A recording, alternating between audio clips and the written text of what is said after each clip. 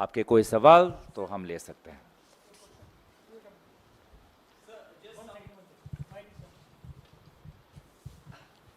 Sir, just some time back, Education Minister Dharmendra Pradhan has said that there is no evidence of paper leak in NEET.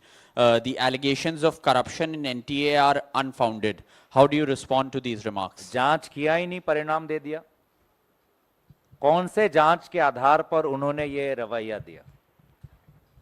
अगर वो अपने सरकारी के पदाधिकारियों को बुलाएंगे, वो तो बोलेंगे ही कि जी हुजूर कुछ हुआ ही नहीं। अगर वो एनटीए के लोगों को बुलाएंगे, वो तो बोलेंगे कि हाँ सर सब ठीक है, और इस जवाब से वो संतुष्ट है। क्या उनको वो वॉइस रिकॉर्डिंग नहीं मिला जिसमें एक कोचिंग सेंटर के, एग्जाम सेंटर के लोग मालिक ने कहा कि 30 लाख लो, 30 लाख दो और पेपर ले लो? तो जब जांच हुई ही नहीं, कौन सी जांच के आधार पर उन्होंने ये बात रखी? हमें भी तो बताएं। उन 24 लाख बच्चों को और उनके माताओं और पिताओं को जानने का यह अधिकार है कि किस आधार पर शिक्षा मंत्री इस नतीजे पर पहुंचे। वही रवैया हम इस सरकार से देख रहे हैं जो पिछले 10 साल से दिखी। कोई विफलता हुई, कोई चूक हुई, कोई लापरवाही हुई, कोई स्कैम हुआ तो ऐसा व्यवहार करो कि कुछ हुआ ही नहीं। विपक्ष झूठे आरोप लगा रहा है, देश झूठे आरोप लगा रहा है, और प्रधानमंत्री चुप बैठे रहते हैं। प्रधानमंत्री विदेश चले जाते हैं, मणिपुर में चुप, जम्मू में चुप। यही तो रवैया है इस सरकार का पिछले 10 साल से। तो अभी भी जो जनादेश से जो सीख सबक इनको समझना चाहिए था, वो सबक वो नहीं ले पा रहे कि ये जनता उनका घमंड तोड़कर उनको और जिम्मेवार ठहराना चाहती है, पर इनके घमंड में कोई बदलाव आया नहीं।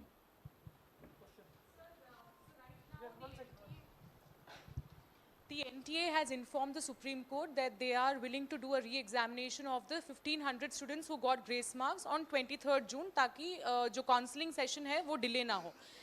Are you okay with this decision that has been taken by NTA, or are you asking for an entire re-examination of the NEET 2024? We have always asked for a review of those who got the grace marks. At the same time, we have asked for an overall investigation, a Supreme Court monitored investigation, and we want the government, the newly elected government, to take the matter seriously. The education minister, without conducting any inquiry, has already declared himself guilt-free and given a clean chit to the NTA.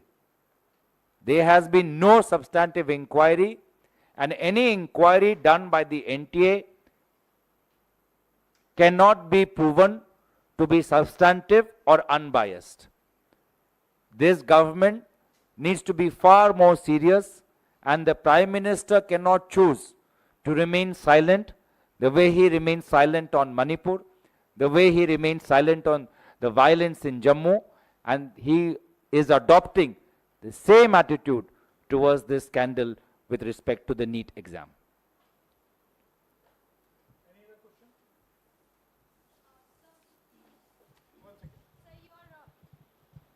Sir, your Tamil Nadu state unit had passed a resolution in which they said that NEET exam should be brought under the state's ambit. Do you agree to that also, sir? The Tamil Nadu state unit have seen that ever after NEET has been initiated, many students from poorer backgrounds in Tamil Nadu have not been able to score as well as they used to. And they have done a comprehensive inquiry and they've got these points. But when we do a comprehensive overhaul, we have to take into account what is the experience in other parts of India also. And right now we're talking about this particular exam, and where we have clearly seen that 67 students have got 720 out of 720. Some students have got 718, 719, which is not possible under the framework. There is lakhs of money that ordinary parents have had to pay.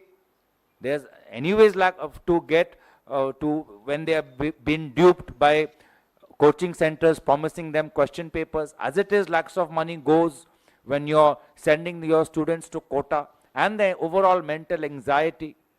So with respect to this particular time, we are asking for the removal of the NTA chairman and a Supreme Court monitored probe into this entire scam, and for the Prime Minister to take this issue more seriously.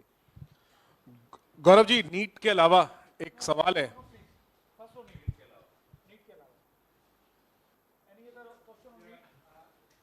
वो वहाँ पीछे NEET पे है, NEET पे है।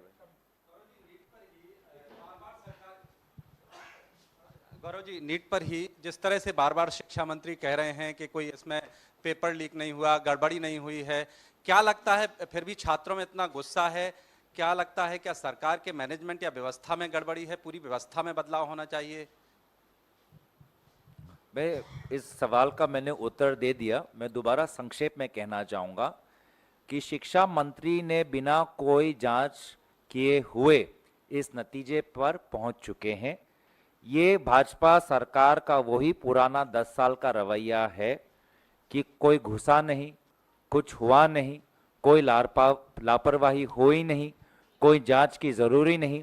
यही वो घमंड जिसका उल्लेख मोहन भागवत जी ने किया, वही व्यवहार, वही स्वरूप हमें आज भी भाजपा और शिक्षा मंत्री में दिखाई दे रहा है।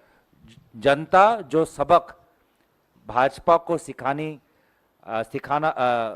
चाहते थे, वो सबक अभी तक भाजपा नहीं सीखी, और मुझे भी भाजपा से यही उम्मीद थी कि उनका घमंड बदलेगा नहीं, उनका स्वभाव बदलेगा नहीं, लेकिन देश को चिंता करने की जरूरत नहीं।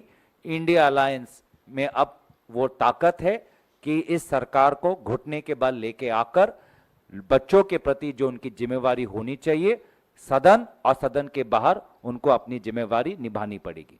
गौरव जी, संसद का जो सत्र शुरू होने जा रहा है, आपने कहा नीट पे हाँ, इसी पे आपने जिक्र किया है, संसद में जोर शोर से उठाएंगे इस मामले को।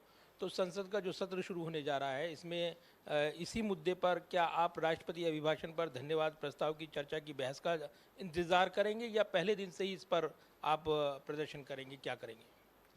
पूरे बात अभी कैसे बताएं आपको? आपको तो पता है कि जब सत्र शुरू होता है, हम विभिन्न दलों के नेताओं को बुलाकर सभी के साथ विचार विमर्श कर एक सामूहिक निर्णय हम लेते हैं। तो चर्चा होने दीजिए, पर ये मुद्दा ज़रूर हमारे लिए प्राथमिकता हम इसको देना चाहेंगे। महत्वपूर्ण हमारे लिए है, हमारे लिए महत्व रखता है, ये तो हम स्पष्ट रूप से कह सकते हैं, क्योंकि राहुल गांधी जी ने स्वयं, जैसे कि मैंने कहा, जनता का सबसे पहला मुद्दा ये उठाया। गौरव, जुलाई 8 को ऑलरेडी सुप्रीम कोर्ट ने ये इसका हियरिंग है, जुलाई 8, एंड एनटीए को नोटिस भी आता है, NTA has already submitted. And secondly, you are not taking the name of RC Mishra, who was the AIIMS director. He is directly involved in it. Students protest कर रहे हैं, तो उस पर आपने कुछ टिप्पणी मिश्रा का ऊपर, एम्स का? मैं दोबारा कहना चाहूँगा कि कांग्रेस पार्टी और उनके विभिन्न संगठनों ने क्या किया है। पिछले ही दिन देश भर में हमने विरोध जताया है। देश भर में हमारे एनएसवाई छात्र संगठन ने वहाँ के छात्रों से संपर्क रखा है, कॉलेज के बच्चों से बात की है। जहाँ जहाँ स्थानीय मुद्दे निकले हैं, जहाँ जहाँ स्थानीय हमको ठोस कुछ सबूत मिला है, उसको हमने प्रकाशित किया है। और इसलिए हम चाहते हैं कि एक निष्पक्ष इसमें इंक्वायरी हो, और जब तक इंक्वायरी नहीं होगी तो मुझे लगता है कि हम पूरी सच्चाई को हम निकाल नहीं पाएंगे। आपके पास थोड़ी बहुत जानकारी होगी, हमारे पास थोड़ी बहुत जानकारी है, लेकिन सामूहिक रूप से देश में क्या हुआ, छोटे से शुरुआत करके वो सबसे बड़ा वो अफसर कौन है, वो बड़ा वो अधिकारी कौन है, जो पूरा जो नेक्सस है इसको हमें निकालने की कोशिश करना है। और इसीलिए हमने अपने मैनिफेस्टो में भी पेपर लीक को एक बहुत ही महत्वपूर्ण मुद्दा बनाया था, क्योंकि ये हम देख रहे हैं, बार बार देख रहे हैं कि भारत 21वीं सदी में आज इतना बड़ा आज आर्थिक शक्ति बना है, लेकिन एक पेपर, एक परीक्षा ठीक रूप से आयोजित नहीं कर पा रहा। गौरव जी,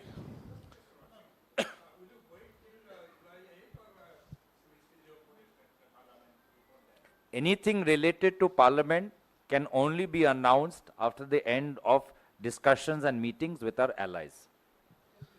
गौरव जी, नीट के अलावा एक सवाल है। आपके नेता राहुल गांधी ने कल वायनाड में कहा कि वो ऐसा फैसला करने वाले हैं वायनाड और रायबरेली को लेकर जिससे कि दोनों क्षेत्र जो है लोकसभा के वो खुश होंगे। इसके बाद स्पेकुलेशन तेज हो गया है कि क्या प्रियंका गांधी को वायनाड से उतारने पर विचार कर रही है पार्टी। इसको लेकर के आप क्या कहेंगे? देखिए, मैं राहुल गांधी जी का जो एक विशेष रिश्ता रायबरेली और वायनाड से है वो मैं बखूबी समझ सकता हूं। दोनों क्षेत्रों के लोगों ने उनको अद्भुत प्यार दिया है।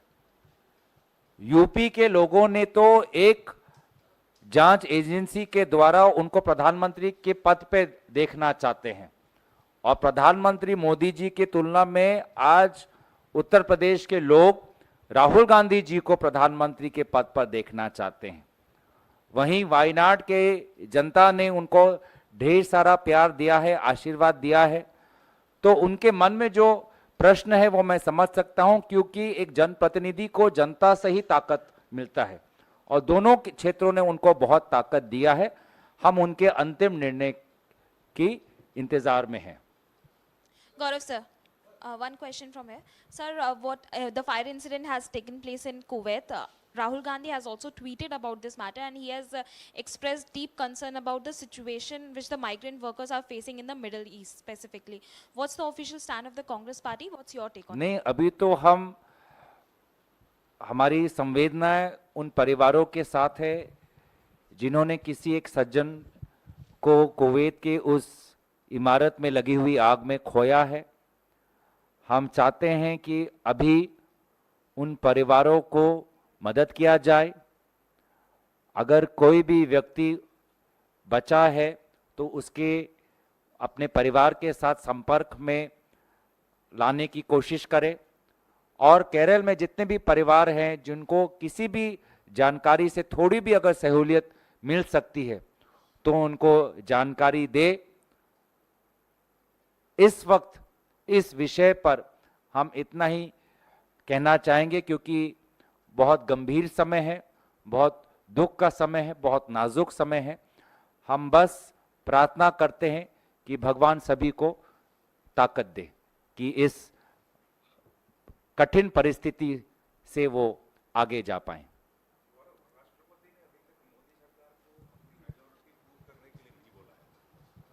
आप लोग क्या डिमांड करेंगे कि वो ट्रस्ट वोट सीक करें हाउस में?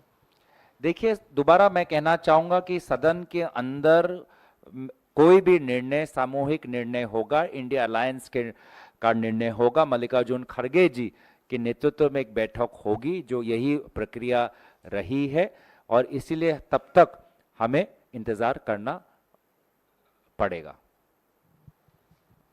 गौरव सर, आजादी के बाद पहली बार किसी केंद्रीय मंत्रिमंडल में कोई भी मुसलमान नहीं है। क्या आपको लगता है कि बीजेपी और प्रधानमंत्री मोदी को मुसलमानों से परहेज है? देखिए, समाज का हर वर्ग उम्मीद करता है कि उसको आर्थिक, सामाजिक और राजनीतिक रूप से उसको आगे, समाज का हर वर्ग अपेक्षा करता है कि उनका समाज सामाजिक, आर्थिक और राजनीतिक रूप से प्रगति करेगा। लेकिन हम ये देख रहे हैं कि इस नतीजे के बाद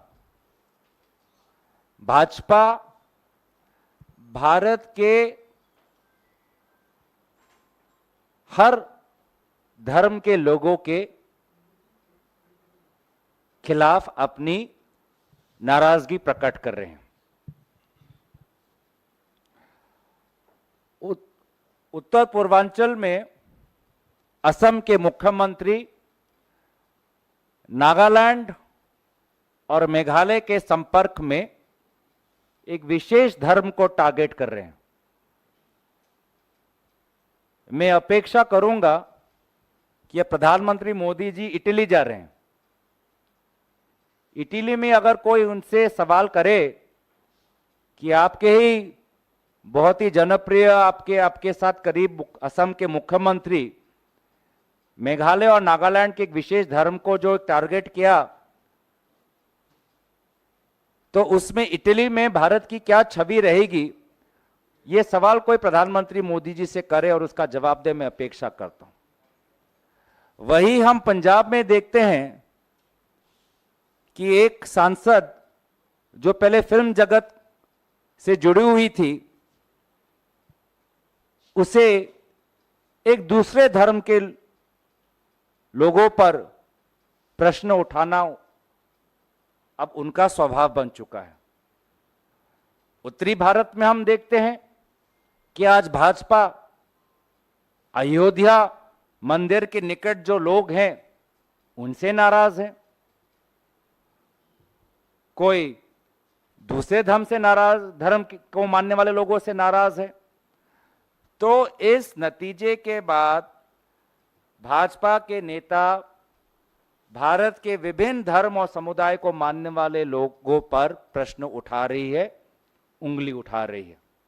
तो जो सबक उनको सीखना चाहिए वो सबक उनको अभी तक नहीं मिला है।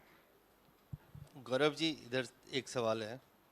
गौरव जी, दो छोटे छोटे सवाल हैं। आपसे कुछ देर पहले लोकसभा सचिवालय की तरफ से 24 जून से जो संसद का सत्र बुलाया जा रहा है, राष्ट्रपति महामहिम के बिहाफ पे एक नोटिफिकेशन जारी किया गया है जिसमें प्लानिंग कमीशन को भी उसमें अटैच किया गया है। वही प्लानिंग कमीशन जिसे मोदी सरकार ने 10 साल पहले खत्म कर दिया था और नीति आयोग बना दिया था। तो इसे क्या आप एक बड़ी चूक मानते हैं? देखिए, आपने भी अभी वो पढ़ा, मैंने भी अभी वो पढ़ा, तो मुझे भी पूरी तरीके से पढ़ने का समय नहीं मिला। आपको शायद मिल चुका होगा, पर मैं भी आपके प्रेस वार्तालाप में आपसे बातचीत करके पूरी तरीके से मैंने उस नोटिस को नहीं पढ़ा, इसलिए मैं इस नोटिस पर टिप्पणी नहीं देना चाहूंगा। ये रियलाइजेशन है कि प्लानिंग कमीशन बहुत मैं बिना पढ़े मैं उस नोटिस पे कैसे टिप्पणी दूं? आपने तो आराम से स्क्रॉल अप डाउन करके हर वाक्य पढ़ लिया, मैं नहीं पढ़ पाया, मैंने ग्लांस मारा अभी तक। ठीक है, तो मुझे पढ़ने दीजिए, फिर उस पर हम अपनी राय देंगे। अच्छा, एक छोटा सा सवाल और है। एक इंडिपेंडेंट एजेंसी ने एक जांच की है जिसमें लोकसभा चुनाव के 99% कॉन्स्टिट्यूएंसी में जो पोलिंग हुआ है वो मिसमैच कर रहा है। जो vote polled and vote counted में जो डिस्क्रिपेंसी है उसको हाईलाइट किया गया और इंडिपेंडेंट एजेंसी ने किया। त्रिपुरा में तो 100% से ज़्यादा वोट पोल हुए हैं, इस तरह का मामला सामने आ रहा है। और कई सारे जो कॉन्स्टिट्यूएंसी है, कई सारी सीटों पे मार्जिन ऑफ विन जो है वो बहुत कम है। तो इस तरह की डिस्क्रिपेंसी को क्या कांग्रेस पार्टी हाईलाइट करेगी या इलेक्शन कमीशन को कुछ लिखेगी? दो बातें हैं इसमें। बड़ी बात तो यह है कि मैं कांग्रेस पार्टी और विभिन्न इंडिया अलायंस के संगठन के सदस्यों और नेताओं को आभार प्रकट करना चाहूँगा कि आज उन्होंने पूरे देश को हमारी निर्वाचन की प्रक्रिया किस प्रकार से होती है बहुत खूबी से समझाया है। फॉर्म 17C क्या होता है, फॉर्म 20 क्या होता है, पोलिंग कैसे होता है, प्रोसेस क्या होता है, ईवीएम क्या होता है। जो काम निर्वाचन आयोग का होना चाहिए वो इस बार इंडिया अलायंस ने किया। आज से पहले कभी भी जनता इतनी सतर्क नहीं थी कि इन पूरे निर्वाचन आयोग में कहां-कहां लापरवाही हो सकती है और क्यों निर्वाचन आयोग ने इस प्रकार से काम नहीं किया, उसको तो लेकर सभी लोग प्रश्न उठा ही रहे हैं। जहां पर हमें जानकारी अपने प्रत्याशियों से मिली है कि निर्वाचन जिस प्रकार से पोलिंग हुआ है या काउंटिंग हुआ है उस पर कुछ गंभीर प्रश्न चिन्ह लगे हुए हैं, वहां हमारे एआईसीसी के वॉर रूम ने पूरी जानकारी ली है, प्रत्याशियों से विचार विमर्श कर रहे हैं। विभिन्न प्रत्याशी विभिन्न राज्यों में इस समय हाई कोर्ट तक जाने के लिए अपना एक मन उन्होंने बना लिया है। तो इस प्रकार की बातें हमें, इससे हम अवगत हैं, और जो प्रत्याशी आगे बढ़ना चाहते हैं कानूनी रूप से उनकी मदद एआईसीसी कर रही है। छोटा सा सवाल, लास्ट सवाल, स्मॉल। आप तो तीन चार पूछ चुके हैं। नहीं, दो पूछा था। बहुत दिन के बाद गौरव मैं प्रेस पीसी कर रहा हूँ। स्मॉल एक स्पेकुलेशन है, हमारे जो फ्रेंड्स हैं बिहार में, बिहार से हैं, this is completely speculation. Nitish is not happy with the portfolios and all other things, where Naidu may get the speaker post. So in the, suppose Nitish has changed many a time his clothes. So if there is such a situation, and before the parliament function, if they pulled out, then what will be your decision, means, or that will be also dependent on India bloc? देखिए, अपने सहयोगी दलों के नेताओं को खुश करना ये जिम्मेवारी प्रधानमंत्री मोदी जी की है, और मुझे नहीं लगता कि उनमें वो खूबियां हैं कि वो विभिन्न दलों के नेताओं को खुश कर पाएं। वो तो खुद के कैबिनेट के साथियों पर विश्वास नहीं करते। डिमोनेटाइजेशन, अग्निवीर के जब निर्णय उन्होंने घोषित किए तो उनके कैबिनेट के लोगों को नहीं पता था। तो वे अपने कैबिनेट पर विश्वास नहीं करते तो अपने सहयोगी दल पर क्या विश्वास करेंगे। तो इसीलिए मैं बार बार ये कहता हूं कि प्रधानमंत्री मोदी जी वे ना देश के इस जनादेश से प्रभावित होंगे, ना वो मोहन भागवत जी के भाषणों या टिप्पणियों से प्रभावित होंगे। उनका चरित्र, उनका स्वभाव वैसा ही रहेगा जैसे पहले था। बस लोकतंत्र को ये ताकत भारत के लोगों ने दी है कि अब विपक्ष संगठित है, विपक्ष ताकतवर है, और संविधान को हम तोड़ने नहीं देंगे और सदन की गरिमा को हम नई ऊंचाई तक ले जाएंगे। धन्यवाद।